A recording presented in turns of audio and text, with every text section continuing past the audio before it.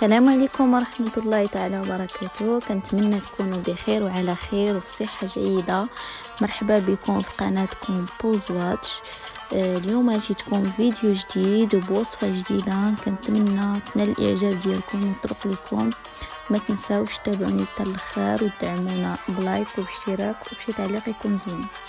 بالنسبه للوصفه اليوم غنحضروا ان شاء الله السفه. غنحتاجوا الكيلو السفه وغنحتاجوا الزيت النباتيه. بالنسبه لي ما كيستعملش الزيت النباتيه ممكن يعوضها بزيت الزيتون. غنبداو على بركه الله. كناخذوا السفه غنديروها في القصريه.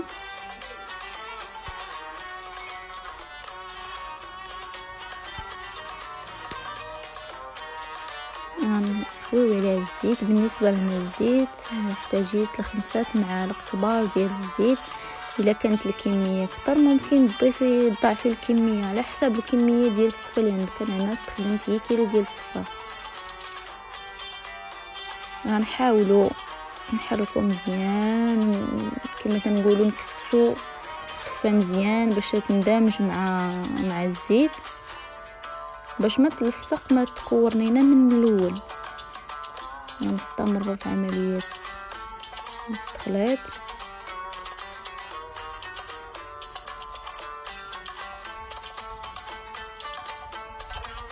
غنكونوا رادين البرمه دايرين فيها الماء تيغلى.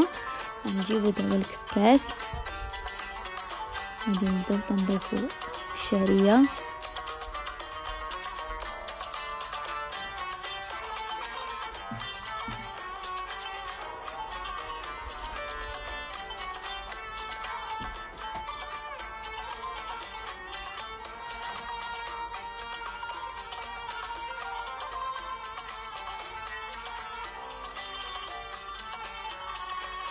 كنضيفوا الكميه كامله. انا هنا تنحاول ما نضيع حتى حاجه. كنحيد كاع داكشي اللي عندي فيه.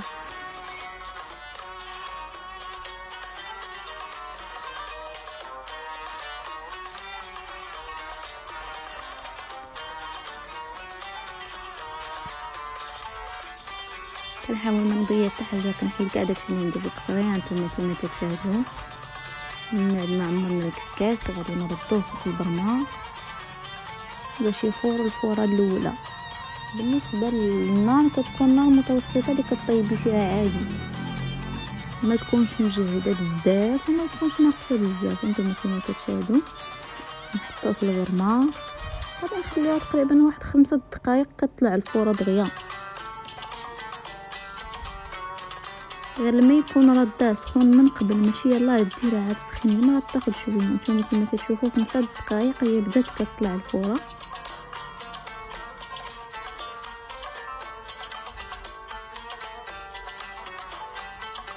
بالنسبه للقصري انا حيدته. كنفضل نستعمل بانيو باش كنخلط السفه مزيان وتناخذ فيه راحتي. القصري كيجيني شي شويه صغير وما كنخدمش فيه السفه مزيان. كنحاول ديما نحيد داكشي اللي تيبقى ما نضيعوش.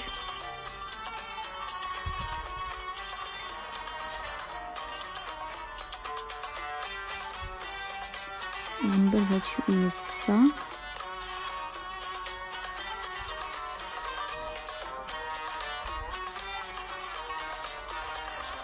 وبالنسبه للفوره الاولى انا كنجيب الماء اللي كان في البرمه كيطيب هو اللي كنسقي به الفوره الاولى.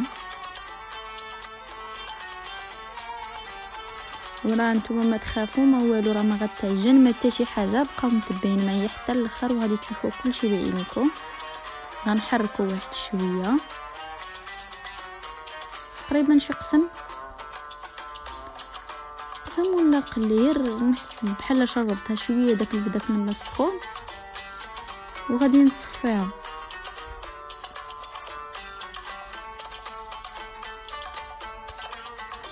كنكون حاطه الكسكاس دايره في واحد البانيو. كيفاش داك الماء غادي نعاود نردو للبرمه غادي نستعملو ما غاديش نخويه.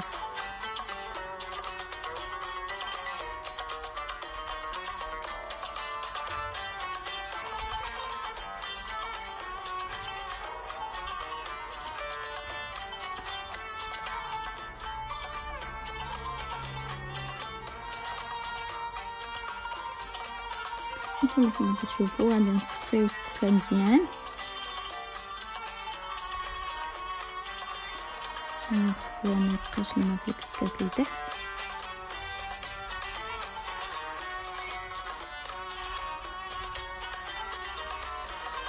غنجيبو داك البانيو فين كنت خدامه في الاول، غادي نخوي فيه الصفه،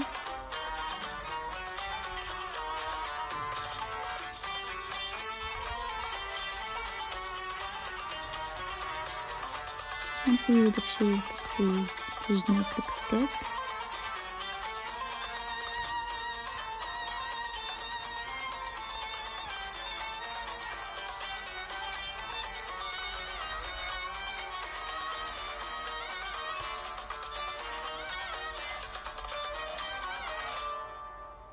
هانتوما كيما قلت لكم داك الماء ما كنخليهش، كنغدو للبرمه وكنخليه العافيه مهيله حتى كنخلي الصفه تستراح، عاد كنجهد شويه البوطه.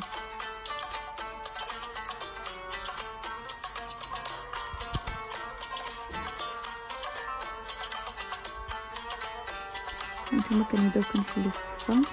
انا هنا جاتني سخونه شويه، غادي نجيب واحد الملقه الخشب هي باش نبدا كنحرك،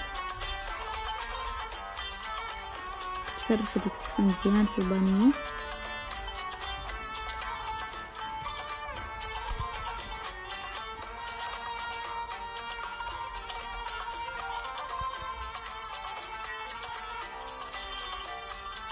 هانتوما راه ما كتكون لا تعجنات لا والو،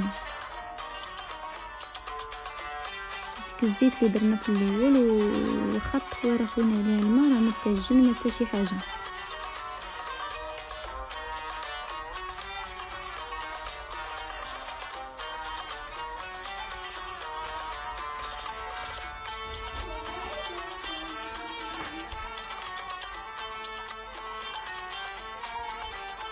غنجيبو شويه الملحه،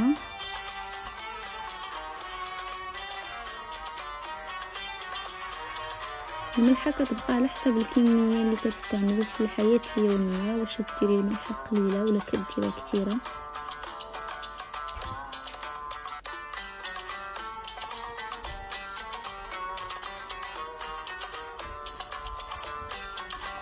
كنبقاو تنحركو باش تندمج الملحه مع الشعريه، ما تكون الشعريه خالطه بديك الماء تبغي كتدخل ليها ديك الملحه.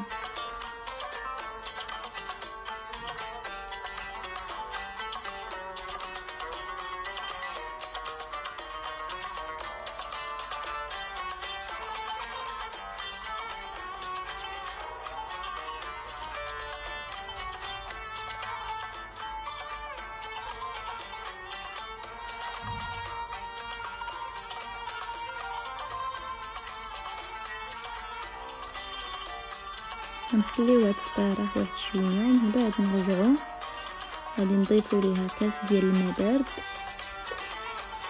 نعاود نسقيوها بكاس ديال الماء بارد باش كاع الا كانت شي شويه شويه الشعريه مكوره بهداك الكاس ديال الماء بارد راه كتطلق.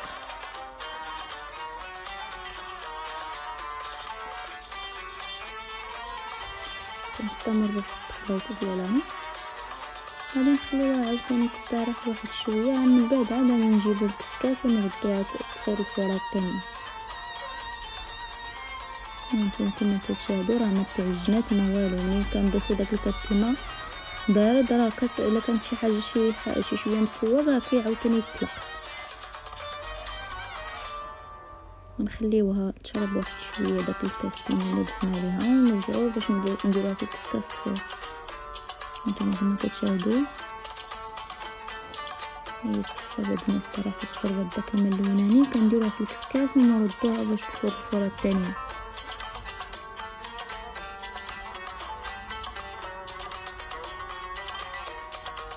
منين درناها في الكسكاس غادي نجيب واحد العويد القرفه غادي نديروه في الوسط ديال هذيك الصفه باش كيعطي النسمه ديال القرفه في الصفه. غادي نردوها تفور وغادي نجيبو واحد الليفه ديال الزبيب وكنديرو فيها واحد كاس الماء باش يطلق واحد شويه، وغادي نديروه في الفوره الثالثه ان شاء الله. غنخليوه يستراح شويه قبل ما تطلع الفوره ديال الثانيه وندير فيها. نتوما كما تشاهدوا تاخذ معنا 5 دقائق تقريبا تطلع الفوره. غادي نجيبوها تاني نردوها نفس العملية، تنستمرو في نفس العملية، نديروها في البانيو، نحاولو نحلوها واحد شوية.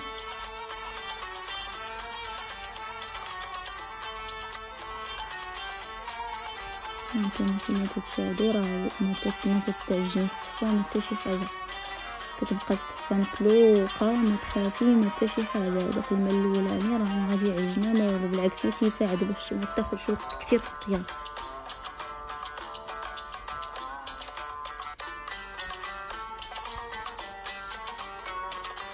هاد الفورة الثانية غادي نضيف لها واحد المكونات، كنجيب معلقة الزبدة،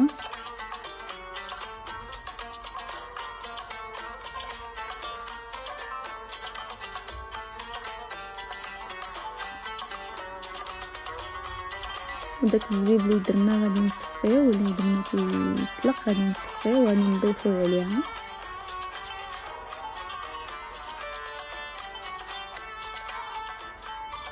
كما تتشاهدوا صفينا الزبيب، احنا غادي نحطوه فوق الصفة. غادي نحط المكونات ديالنا ندرجو شويه، الزبده تطلق شي شويه باش تساعدنا في طياب الصفه.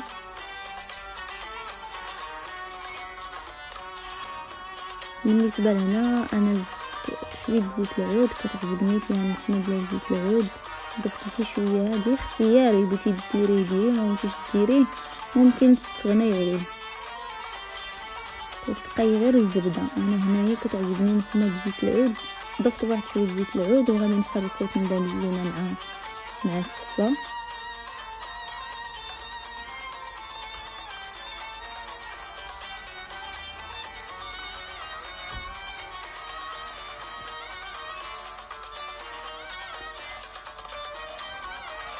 انا هنايا قسمت داك القرفه باش تطلق فيها الصفه كلها.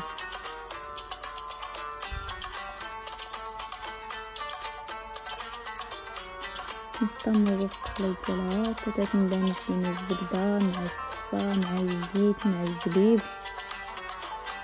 غادي نجيبو كسكاس، غادي نعاوتاني نردوها فوق الفوره الثالثه.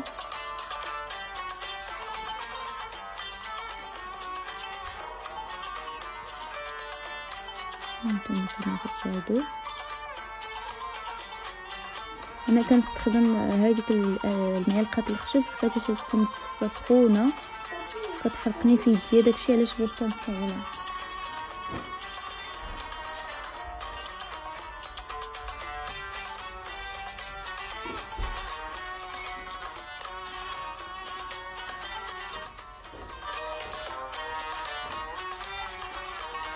ثم غادي نجيبو الكسكاس وغادي نردوها فوق الفوره الثالثه.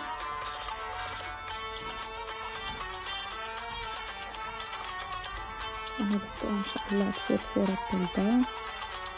هانتوما من بعد انا قطعت الفيديو من بعد فارت الفوره الثالثه يعني تنجيبها.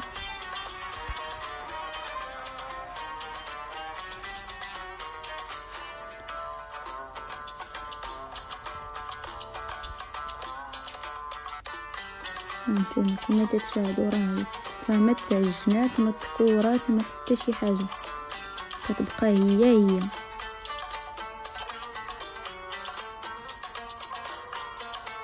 تكون طابت شويه، كتاخد واحد اللذه ديال ديك الزيت العود مع الزبده مع نسمه القرفه مع الزبيب. هانتوما كما تتشاهدوا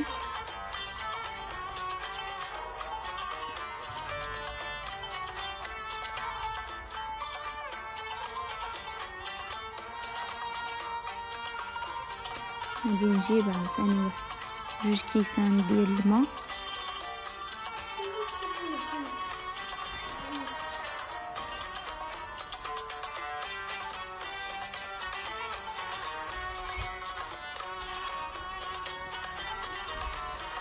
بالنسبه للناس اللي كتعجبهم الصفه ما تكونش طيبه بزاف كيكتفيو غير هاد الفوره الثالثه. انا عزيز عليا الصفه كتكون طيبه مزيان داكشي باش هاد الفوره الثالثه كنحاول نسقيها ب2 كيسان ديال الماء.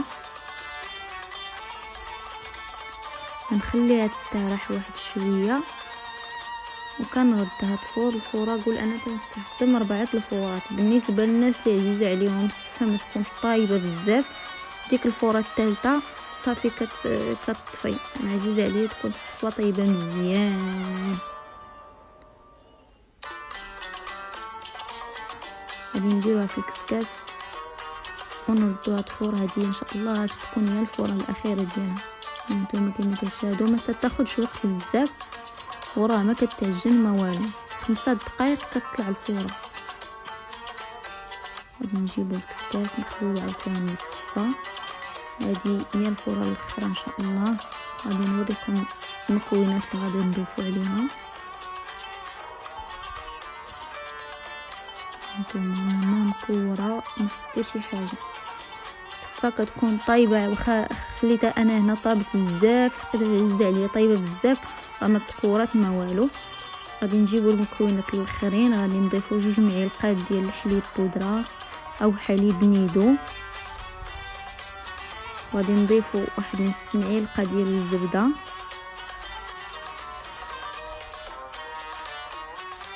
ممكن تستعملوا 2 معالق، ممكن تستعملوا 3 على حساب. نجيبو ديك نص معلقه الزبده. غادي نحركو المكونات مزيان حتى تطلق لينا داك النيدو والزبده في الصفه في الفوره الاخرى. كنحركوها وهي هكا سخونه باش داك النيدو كيطلق حتى هو كيزيد كيعطيه واحد اللذه زوينه.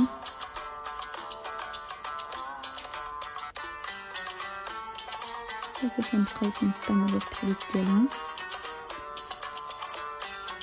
غادي نحيدو بطبيعه الحال دوك العويدات القرفه ما كنخليوهم شي، كنحيدوهم.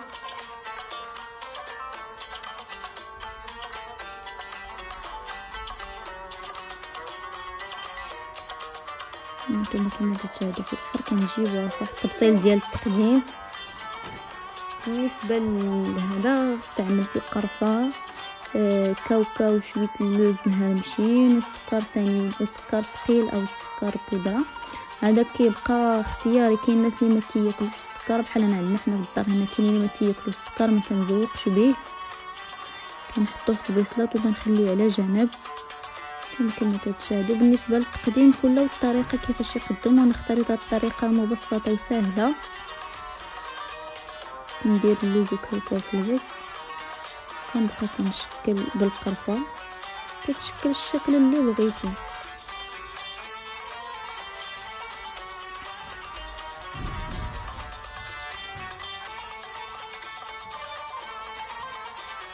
كنستمر في رسم الخطوط بحال بغيتي ديري تقريبا بحال كنديرو ضامه.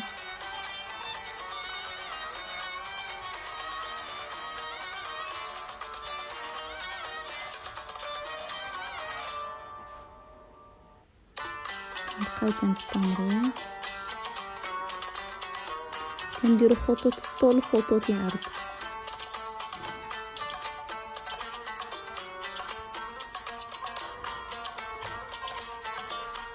هنا انا اختاريت هذا الشكل. انت ممكن تستخدمي الشكل اللي كيعجبك ولا تذوقي بالذوق اللي كيعجبك. ممكن تذوقي تضيفي السكر ثقيل، ممكن تذوقي دوك لي كاغو كتذوقيهم بكاوكاو واللوز.